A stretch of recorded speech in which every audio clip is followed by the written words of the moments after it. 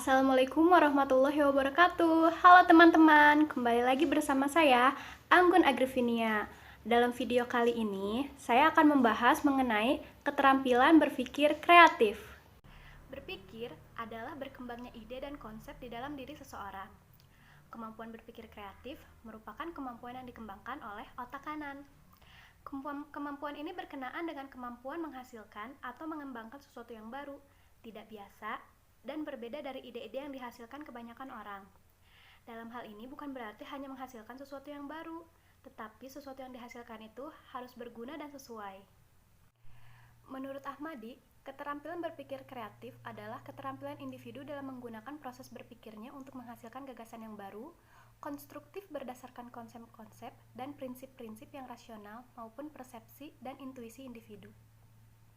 Kemampuan kreatif yang dimiliki setiap anak berbeda-beda. Walaupun demikian, kreativitas anak bisa dikembangkan karena semua anak memiliki potensi kreatif dan anak yang kreatif akan tumbuh menjadi orang dewasa kreatif yang akan menemukan sendiri jalan untuk berbagai situasi.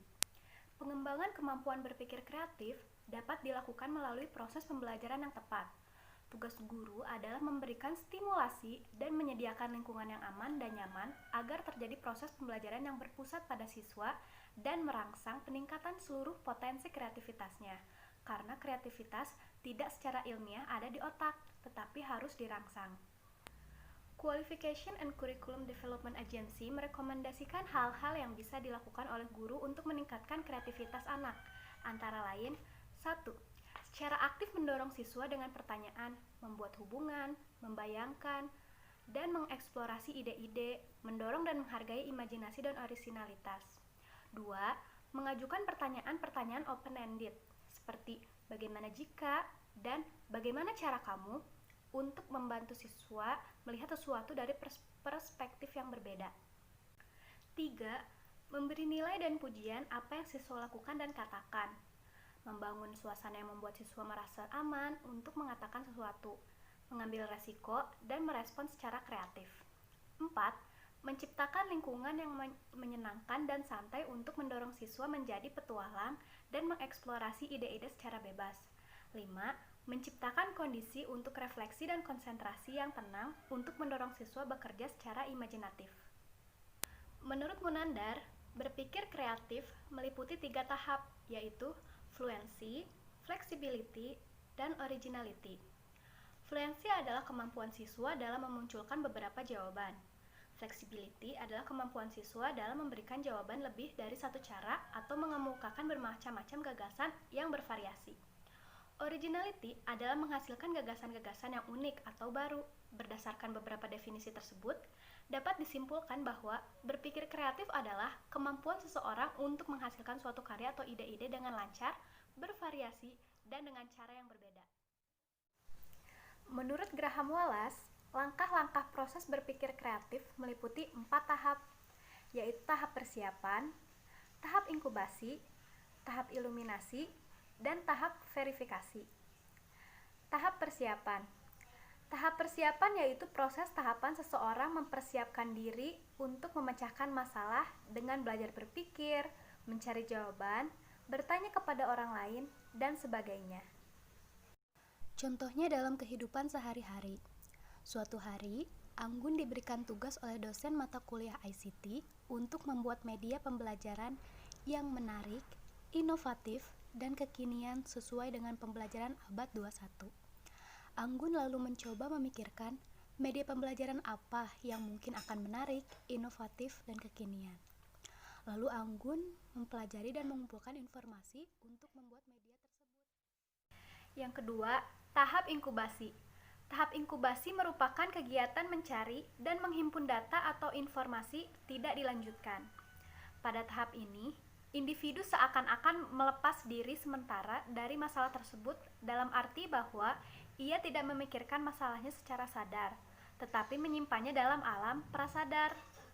Tahap inkubasi penting artinya dalam proses timbulnya inspirasi yang merupakan titik mula dari suatu penemuan atau kreasi baru yang berasal dari daerah prasadar atau timbul dalam keadaan ketidaksadaran penuh. Pada tahap ini, suatu ketika Anggun merasa bosan. Anggun tidak mau memikirkan tugas yang diberikan oleh dosennya. Yang ketiga ada tahap iluminasi. Tahap iluminasi adalah tahap timbulnya insight. Saat timbulnya inspirasi atau gagasan baru, beserta proses-proses psikologis yang mengawali dan mengikuti munculnya inspirasi atau gagasan baru. Pada tahap ini, tiba-tiba Anggun mendapatkan ide cemerlang. Anggun berpikir bahwa ia akan menggunakan PowerPoint interaktif untuk membuat media pembelajaran. Yang terakhir ada tahap verifikasi atau disebut juga tahap evaluasi. Tahap ini adalah tahap di mana ide atau kreasi baru tersebut harus diuji terhadap realitas. Di sini diperlukan pemikiran kritis dan konvergen. Dengan kata lain, proses divergen atau pemikiran kreatif harus diikuti oleh proses konvergen atau pemikiran kritis. Pada tahap ini, Anggun terus mencoba dan mencoba lagi sampai ia berhasil membuat media pembelajaran dengan PowerPoint interaktif yang benar-benar menarik dan inovatif. Selain itu, kemampuan berpikir kreatif seseorang semakin tinggi jika ia mampu menunjukkan banyak kemungkinan jawaban pada suatu masalah. Semua jawaban itu harus sesuai dengan masalah dan tepat.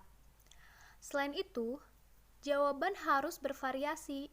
Misalkan, anak diminta memikirkan penggunaan yang tidak lazim dari benda-benda sehari-hari. Sebagai contoh, sapu ijuk. Jika jawaban anak menyebut untuk dijadikan sebagai gitar, dijadikan sebagai mic, dijadikan sebagai kuda-kudaan, untuk membuat rambut boneka, untuk dijemur, untuk menyumbat lubang, atau membuat hiasan, jawaban itu menunjukkan variasi atau keberagaman.